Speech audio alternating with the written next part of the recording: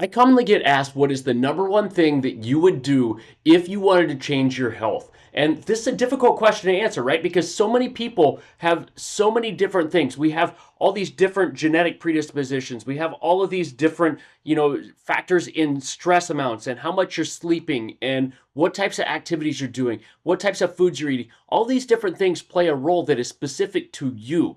So, what is the number one thing that people can do to really see that big change in their health? And that's what we're going to dive in today from what I have seen in my office. So, I'm Dr. Jeff Cumro, and over the past 15 years, I've been blessed to work with over 5,000 patients. And with that, I have a lot of experience with different types of situations. And the difficulty in that, like I said, is making this just a uniform thing because everybody is so different in this. There's so many different people that have just these random things that affect their overall health.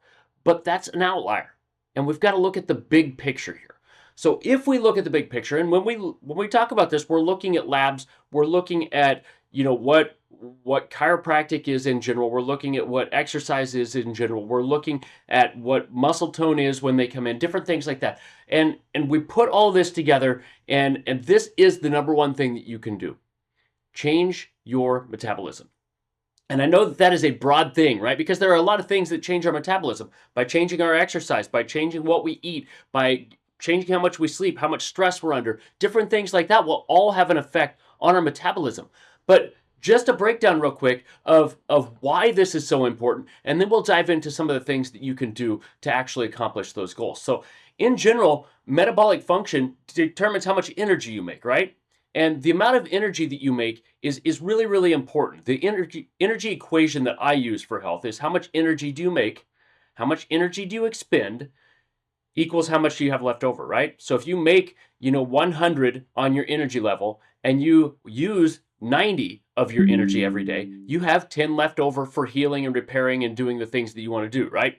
If we can bump that up to where you make 100 and you have 80 used, then you have 20 left over.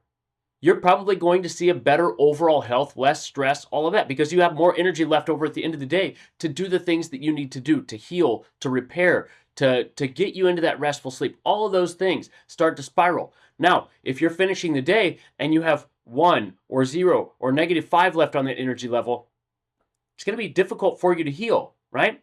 And this is where I see a lot of people, and it's not just people that come into my office. When you look at the statistics, obesity, overweight, diabetes, they're all through the roof, and they are correlated to each other. Not everybody that is overweight has diabetes or metabolic issues. Just to be clear, not everybody that is skinny does not have metabolic issues. There are a lot of skinny people that still have insulin resistance. So you cannot tell this by looking. You have to know the information. You have to go and get your labs looked at. And a lot of the labs that we're looking at aren't, in my opinion, done correctly. Why is that? We're looking at blood glucose levels. Good indicator of what your blood sugar is, right? However, the better indicator of this, what we're really trying to extrapolate from that blood sugar level, is how sensitive you are to insulin, right? So instead of testing blood sugar, why aren't we actually just testing insulin? So it's an inexpensive test, and it actually gives us the number. What I see when I test these numbers is a lot of people will have their blood sugar levels in the normal range. However, their insulin is clear up here to keep their blood sugar down here when it should be right here. So stereotypically speaking, we want that insulin to be as sensitive as possible. So if we have this much blood sugar, we want this much insulin to bring it down to normal range. What we see as people start to get more metabolically, I don't want to say incompetence, not the right word, but as they start to get metabolically dysregulated, you start to see those insulin numbers go up to keep those blood sugar numbers down. So if we're just looking at blood sugar, hey, you're totally healthy. You look just fine. However, you're using double the amount of insulin to do that. That's not okay. You're already on that way. This is where we see fatty liver. This is where we see fatty pancreas. This is where we see the organs in general start to get fatty tissue around them. And the reason that this holds you back is because if you're not as metabolically flexible, if you're not creating as much energy, sooner or later, that's going to put you at a deficit. Now, when we see this in the chiropractic office, what does this look like? When we see this in exercise, what does this look like? If somebody is metabolically inflexible and they go and put in a workout, they're not going to be able to work out as intensely, they're not going to be able to work out as long, and they're not going to see as quick of benefits. Why? they don't have the energy to actually put in the workout that's needed to actually get that level, or they don't have the energy that's required to recover from that as well. So it's going to take longer for them. Not saying it's not going to work, because it will still work, but the more that we can get that metabolic, side of things fixed and working better, the quicker this is going to work and the more long term it's going to last for, right? So that metabolism is a very, very important part of this. Said another way, we see people that have concussions. We see people that have, ADHD, learning disorders, things like that. And in chiropractic care, a lot of people are like, what's an adjustment going to do with that? And it's not just the adjustment that's having an impact. There are other things that we can use to help stimulate that brain function. However, when we look at that brain function, that area that is decreased in brain function has a decreased metabolism. The areas that are not decreased in metabolic function have an increased functionality, right? So that decrease or increase in function is really just a way of talking about the metabolism of that area. And what we're doing with that is, as we stimulate those areas, we can stimulate, it's ultimately exercising them, right? We can stimulate that metabolic process to increase the demands that it's asking for. As you start to increase what you're asking for, your body develops those systems that boost up that energy in general. It boosts the metabolic capacity of those areas, and you start to see a normalization of brain function throughout. And like I said, this doesn't matter if it's concussion, it doesn't matter if it's vertigo, it doesn't matter if it's learning disorders, it doesn't matter. Whatever it is, it's all a different way of saying this, correct? When we look at the muscles in the body, same way. If one is decreased in functionality, you don't have as much muscle tone there, don't have as much metabolic function as one that is tight, right? So getting that balance in there is really what we're looking at in here. So how do you do that?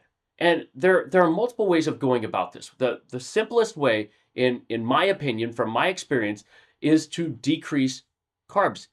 If we take in less carbs, especially simple sugars, white flours, corn, things like that, really spike our blood sugars. And they spike them fast. Drinking sugar is the single fastest way to spike your blood sugar. So staying away from liquid sugar is the easiest way. Sweetened tea, sodas, energy drinks, all that different stuff is going to be things that are going to spike that blood sugar. It's going to make it harder for you to retrain that metabolism to do what you need it to do. So staying away from that stuff first and foremost. Exercise is a necessity. And movement, a lot of people look at movement and they're like, okay, well, I walk. Okay, walking can be a very good form of exercise. However, we need different movements, right? We need to take our body through a range of motions. And the more ranges of motion that we can take it through, the better results that you're going to get. And this is perhaps a stretching routine along with it. It's perhaps yoga. It's chiropractic care, in my opinion, is something that nobody should be deprived of, right? If you have an area that is not moving the way that it's supposed to, stretching is only going to stretch the muscle. It's not going to get that joint moving again. And yes, some people can twist and get that to pop. Stereotypically speaking, they're not getting the ones that are really fixated. They're getting the ones that are easy to move. So it's not the same thing. So adding chiropractic care in can help to stimulate some of that motion. And when we look at that, why does chiropractic take a little bit of time? Because we have to develop the metabolism of those areas, right? So if you have a joint that's not working as well, and it's not stimulating the receptors in that area, it's not stimulating the areas of the brain the same way. And we have to develop all those pathways. We've got to train the body to work in the way that we want it to. And that's ultimately what metabolism comes down to. So where do you start? Like I said, it may be starting with diet. It may be starting with movement. It may be just improving your sleep quality, right? So a lot of people have a lot of stress. There are a ton of things going on in today's society. We're constantly running around. And with that, it really sets us up for issues with sleeping. It sets us up with issues of making the energy that we need, because we're not getting the rest that we need, that recovery stage. And recovery is a very, very important part of this, because yes, putting in the work is a very important part. We have to have that work put in, but we also have to recover, because if we don't ever recover, we don't ever get healthy. So chiropractic is really just an aspect of developing better metabolic control. It's an aspect of developing that functionality through the muscles, through the joints, through the brain. But we have to have that metabolic function. And if you want to be a fast responder, focusing on your metabolism is going to be an important step for that. So look at your routine. Like, where's the best step for you? What is the thing that holds you back? Are you drinking a bunch of sugar throughout your day? Start there. Is your diet really holding you back? Start there. Is your stress the thing that's holding you back? Are you not getting chiropractic care or exercise? Start there. There's a lot of different ways we can start this, but it's going to be unique to you. And that's the big difficult part of this. If we can get that part of the equation, everything else becomes easier from there. So as always, if you have questions, reach out to me. I appreciate you taking the time to watch this. I know that's your most valuable, resource, and I really do appreciate that. So I will look forward to catching you on next week's video.